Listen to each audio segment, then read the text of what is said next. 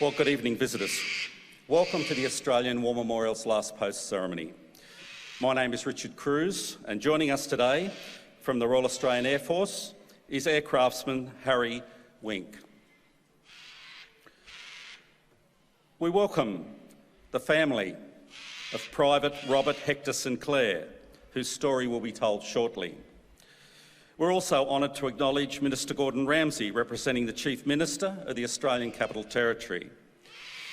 His Excellency, Mr AJ Murrow Trayo Gadan, Indian High Commissioner to Australia, and the accompanying Indian delegation. The delegation is here this evening to commemorate the lives of 3 Australian Defence Force members. Private Nan Singh Salini, killed in action on the 1st of June 1917. Private San Singh, killed in action on the 10th of June 1917. And Private John Edward Harold Norman Sinclair, killed in action on the 12th of June 1917.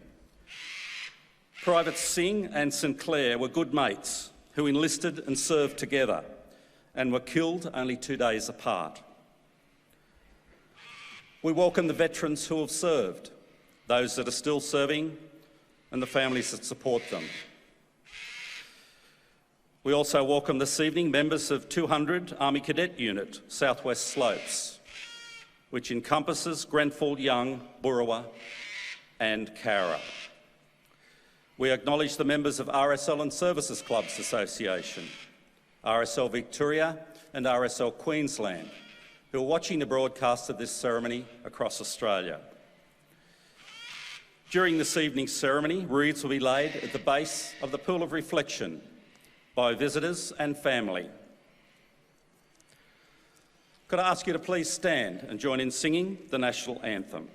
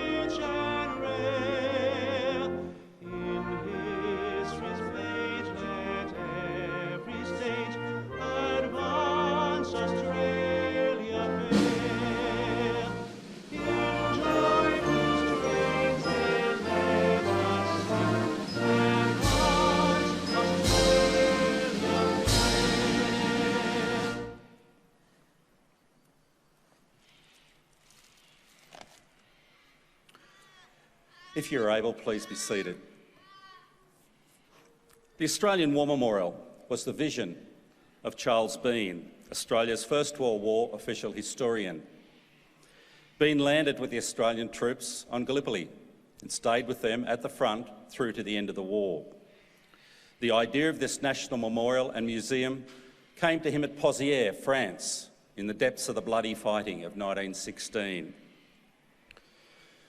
Bean's idea was that this would be a place where families and friends could mourn loved ones buried in faraway places. It would also be a place that could help all Australians understand what these men and women had endured and what they had done for us. Bean's vision, to which we remain true, is best expressed as inscribed in the entrance to the memorial's galleries. Here is their spirit, in the heart of the land they loved, and here we guard the record which they themselves made. Tonight we'll read the story behind just one of those on the Roll of Honour, which lists the names of more than 102,000 men and women who have given their lives for us in war and operations over more than a century. But first we present a lament, Flowers of the Forest. Wreaths and floral tributes will now be laid at the base of the Pool of Reflection.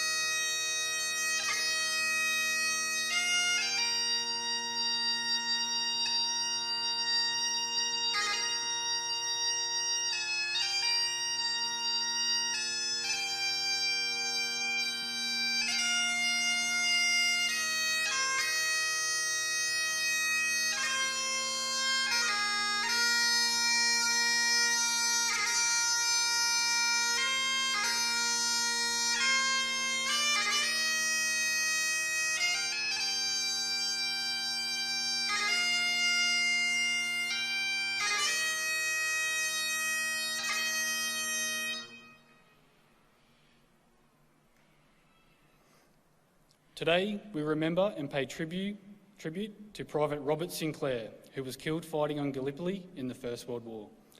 Robert Hector Sinclair was born in 1880, one of 6 children born to Peter and Eliza Sinclair of the Melbourne suburb of Carlton in Victoria.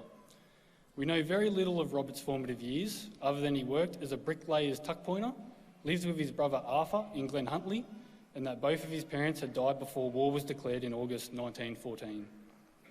Sinclair enlisted in the Australian Imperial Force in November 1914 and spent several months training at Broadmeadows Camp on the outskirts of Melbourne. He embarked for Egypt with a reinforcement group for the 5th Battalion in February 1915. Originally raised to fight in Europe, the AIF was diverted to Egypt to protect British interests following Ottoman Turkey's entry into the war. Sinclair joined the battalion in Mina Camp in Cairo, where they trained until April 1915, when Australian and New Zealand forces were included in an Allied effort to force a passage through the Dardanelles and knock Turkey out of the war. Sinclair landed on Gallipoli on the 25th of April 1915, forming part of the second wave of troops that came ashore at Anzac Cove before dawn. Instead of climbing the feature that became known as Pluggy's Plateau and making for Hill 971, they were instead sent to Pine Ridge to reinforce the 6th Battalion, which was under growing fire from Turkish troops. When the Australian attack stalled amid mounting Turkish resistance, the fighting in the rugged terrain became sporadic and confused. Over the following days, the Australian and New Zealand troops succeeded in establishing a beachhead and a front line that changed very little over the remaining 8 months. The Anzacs suffered heavily at the landing, incurring over 2,000 dead and wounded in just a few days of fighting. Robert Sinclair was among them, although the historical records tell us little about his final moments. Aged 35 at the time of his death, his final resting place remains unknown, and today he is commemorated at the Lone Pine Memorial, along with more than 4,900 Australian and New Zealand servicemen killed in the fighting on Gallipoli with no known grave. His name is listed on the Roll of Honour on my right, among more than 60,000 Australians who died while serving in the First World War. This is but one of many stories of service and sacrifice told here at the Australian War Memorial. We now remember Private Robert Sinclair, who gave his life for us, for our freedoms, and in the hope of a better world.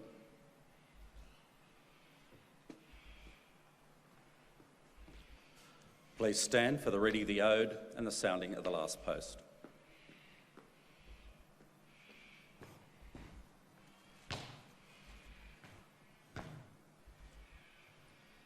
They shall grow not old, as we who are left grow old. Age shall not weary them, nor the years condemn. At the going down of the sun, and in the morning, we will remember them. We will remember them.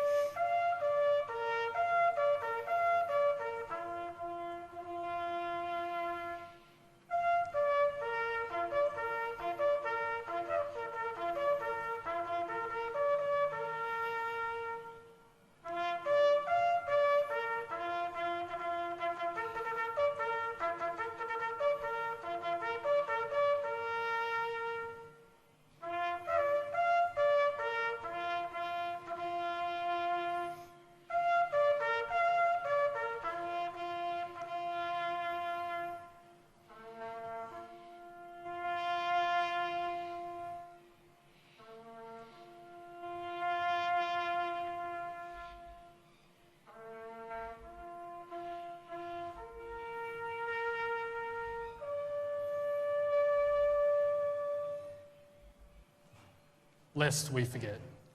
Lest we forget.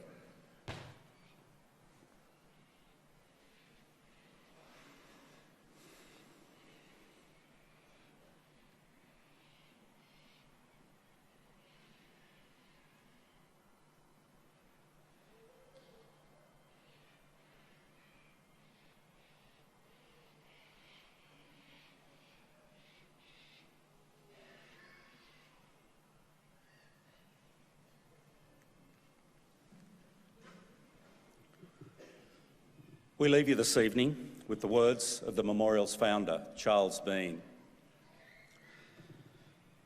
Many a man lying out there at Pozières or in the low scrub at Gallipoli with his poor, tired senses barely working through the fever of his brain has thought in his last moments, well, it's over.